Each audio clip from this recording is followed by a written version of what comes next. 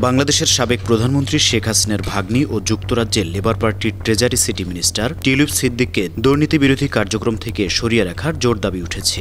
যুক্তরাজ্যের বিরোধী দল কনজারভেটিভ পার্টি তাকে এই দায়িত্ব থেকে সরানোর দাবি জানিয়েছে। টিউলিপের বিরুদ্ধে অভিযোগ, তিনি বাংলাদেশে পারমাণবিক বিদ্যুৎ কেন্দ্র প্রকল্প থেকে ৪০০ কোটি পাউন্ড আত্মসাতে তার পরিবারের সদস্যদের সহযোগিতা করেছেন।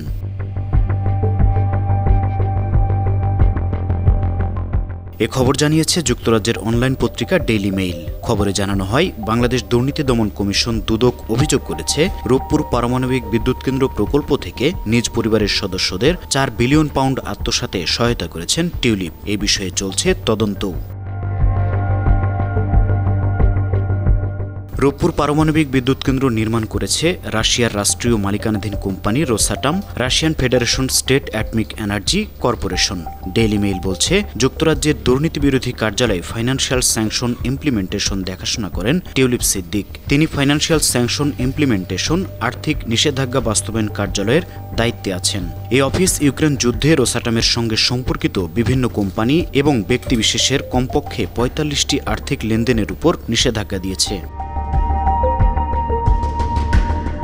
এক্ষেত্রে রোসাটামের সহযোগী প্রতিষ্ঠানগুলো নিয়ে নিয়মিত পর্যালোচনা করার দায়িত্বে আছেন টিউলিপ। অথচ ২০১৩ সালে ক্রেমলিনে টিউলিপের উপস্থিতিতে ওই চুক্তিতে স্বাক্ষর করেন হাসিনা ও রুশ প্রেসিডেন্ট ভ্লাদিমির পুতিন।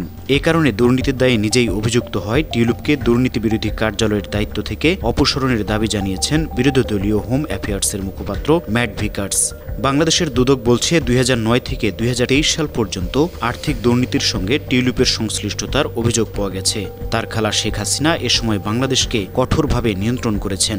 গেল আগস্টে শত শত মানুষ নিহত হওয়ার পর শিক্ষার্থীদের বিক্ষোভের তোপে শেখ রেহেনাকে নিয়ে ভারতে পালিয়ে যান হাসিনা। বাংলাদেশের হাইকোর্টে অভিযোগ উঠেছে, রূপপুর পারমাণবিক বিদ্যুৎ কেন্দ্র থেকে ১০ বিলিয়ন পাউন্ড সরাতে মধ্যস্থতা করেছিলেন টিউলিপ সিদ্দিক।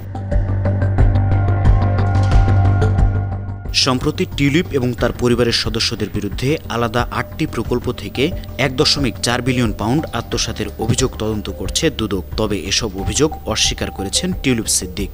তার দল লেবার পার্টির সদস্যরা বলছেন, অভিযোগ রাজনৈতিক উদ্দেশ্য প্রণোদিত। তাদের যুক্তি, ওই অভিযোগের ভিত্তিতে এখনও কোনো প্রমাণ উপস্থাপন করেনি সংশ্লিষ্ট কর্তৃপক্ষ। News desk, ৫২ TV.